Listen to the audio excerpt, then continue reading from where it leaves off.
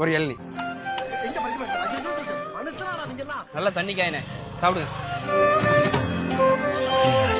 ஆஹா அருமைண்ணே சூப்பரா இருக்குண்ணே. ஆனா எந்த ஊர் காயினே இது?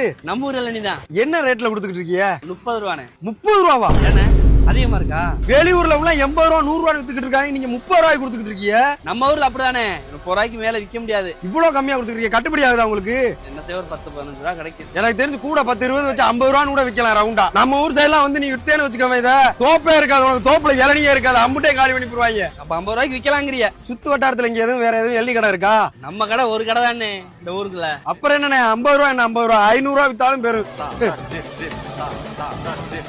இதானே 50 ரூபா 50 ரூபாண்ணே. குழச்சிருவானே. அண்ணே ஒரு இளநீ ஒன்று வெட்டுங்கண்ணே. இளநியா? ஆமா தம்பி இளநீ நல்லா தண்ணி காய், ஆனா 50 ரூபா வரும்பா. 50 ரூபாயா? நேத்து வந்து குடிச்சு 30 ரூபாய்க்கு கொடுத்தீங்க, இன்னைக்கு 50 ரூபாங்கிறீங்க. நேத்து 30 ரூபா, இன்னையில இருந்து 50 ரூபா. வெட்டவா வேணாமா? வேணாம்ண்ணே 50 ரூபாண்ணா. A few moments later. 30 ரூபாய்னு வித்திருந்தாலும் நேரம் 50 இளநீ வித்திருக்கலாம். சரி ரைட்டு, பரவாயில்ல, ஒரு முன்னேற்றம் தானே. நேத்து 30 ரூபாய்க்கு விற்கிறாரு, இன்னைக்கு 50 ரூபாய்க்கு விற்கிறாரு. என்னத்த சொல்ல. அண்ணே உங்ககிட்ட இளநீ எவ்வளோண்ணே? 30 ரூபா தம்பி. அங்க ஒரு ஆள் 50 ரூபாய்க்கு வித்துக்கிருக்கானே. 50 ரூபாவா? சாப்பிடுற பொருளை அவ்வளவு லாபம் வச்சு எங்க கொண்டு போய் கொட்ட போறான்?